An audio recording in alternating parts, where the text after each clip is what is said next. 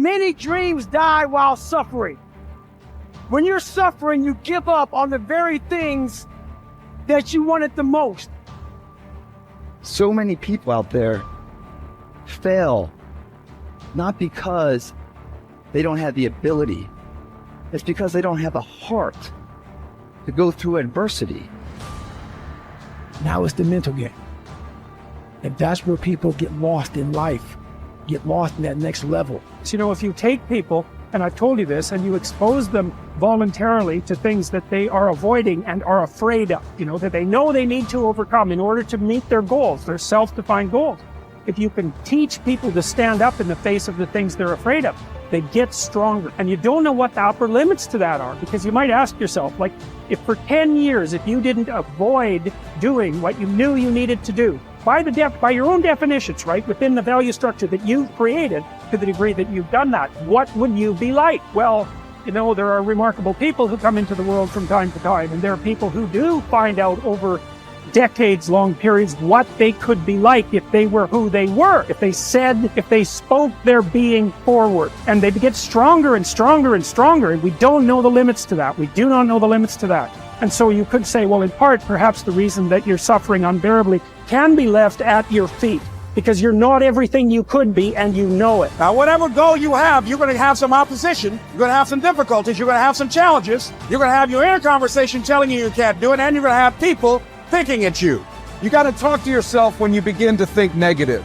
I don't think I can do that, Les. You can. Why don't you just test yourself? Why don't you stretch, Les? Come on, man. When you start seeing yourself thinking something negative, stop it right quick. Stop yourself. Catch yourselves. When you find yourself getting negative with people that you have allowed to push your buttons, when you find yourself becoming negative about what's happening to you, you've got to affirm to yourself in the process, hey, no. I can make. There's some way this can happen for me. As you start believing that you are worthy of good things supposed to happen to you, you develop a sense of entitlement. Good things supposed to happen to me. Working on yourself, watching that inner dialogue, it will determine the quality of your life.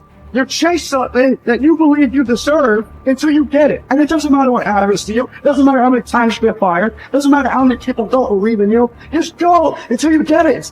Because if you're willing to go through all the battling you got to go through to get to where you want to get, who's got the right to stop you? Nobody. It's your right to listen to your gut. It ain't nobody's right to say no. That's your own right to be where you want to be and do what you want to do. If you do what is easy, your life will be hard. But if you do what is hard, keep coming back again and again and again. Get up, trust every day, knowing some way, somehow, with a spirit of expectation, I can do this. If you do that over and over and over again, your life will be easy. I think that there is a biological imperative hardwired into the brain that you must do hard things in order to feel good about yourself. And when I think about it from an evolutionary standpoint, and this is why I think rich kids implode, they just never had to do hard things. From an evolutionary perspective, I think it was just so hard to stay alive. Like for millions of years, it really was red in tooth and claw. Like to stay alive, you were kill or be killed. You were hunting, gathering, fighting other tribes. I mean, just crazy. And the people that were going to survive were going to be the ones that got an emotional, a self-applied emotional reward for doing something hard. And when you do something hard and you recognize it, it needs to feel good. And if it does, then you would keep doing hard things and you're the far more likely to survive than the person who's like, that sucked, there was no redeeming qualities. And so it's just like, when I think about that, because if I were to create a recipe for fulfillment, it's very simple. It's working really hard, doing hard things, to gain a set of skills that allow you to serve not only yourself, but others. That's it. That's the whole recipe. But it really has to be that you had to do something hard. If it came easily to you, it won't give you the sense of respect that you want. Like the stuff that I've gotten more easily in my life, I don't take a lot of pride in. It's always the stuff that I grind out, like through pain and suffering, and I endure. In fact, I want to read you a quote. This is one of my all-time favorite quotes. So here it is. To those human beings who are of any concern to me, I wish suffering, desolation, sickness, ill treatment, indignities. I wish that they should not remain unfamiliar with profound self-contempt, the torture of self-mistrust, the wretchedness of the vanquished. I have no pity for them, because I wish them the only thing that can prove today whether one is worth anything or not. That one endures. We are all chained to fortune. The chain of one is made of gold and wide, while that of another is short and rusty. But what difference does it make? The same prison surrounds all of us, and even those who have bound others are bound themselves, unless perchance you think that a chain on the left side is lighter. Honors bind one man, wealth another. Nobility oppresses some, humility others.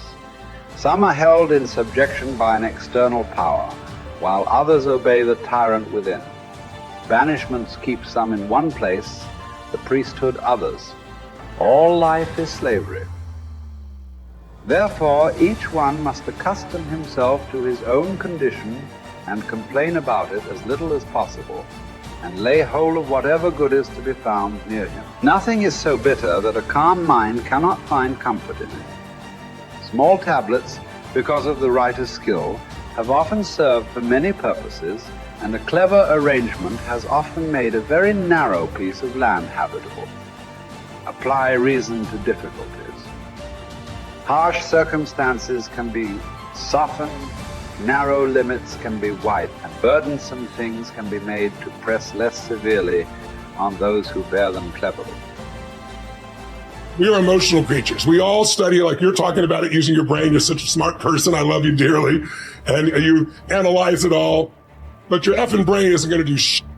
What's going to do it is enough emotion. Well, emotion is the power. Emotion is what starts wars. It's what ends wars. Emotion is what gets you married. Emotion is where kids comes from. Divorce is where emotion comes from. Everything that you can think of a major change in humanity, from the most extreme of war to the most gentle of love, all come from human emotion. So it's the mix of emotion. It's like knowing what you want and having the right fuel to get there. And if the fuel has no combustion, you're just bored, you're not going anywhere. If the fuel is total trauma and I'm overwhelmed, you just blow up and go nowhere. There's that delicate balance. And I've learned over the years how to help people find that balance. I would ask you to consider something. Please. What you just said is absolutely true. I know you really well. You know how much I respect and love you personally. And what you've accomplished in your life is extraordinary. What you're continuing to accomplish is extraordinary. But there's an emotional inflection that made you use those things in those moments. It wasn't just those understandings. The emotion made you find the answers, brother. And then you have a really smart mind. You found the answers, figured out how to use it. But there were inflection moments that made you do it. There's a reason why you left your company after building it to $1 billion. It wasn't intellectual, it's emotions. But you have developed your mind so much, it's like your right arm, your bicep is really strong. Your left one, not quite as much. And I'm inviting you to consider that your left one is your more powerful one, and you've used it in key moments.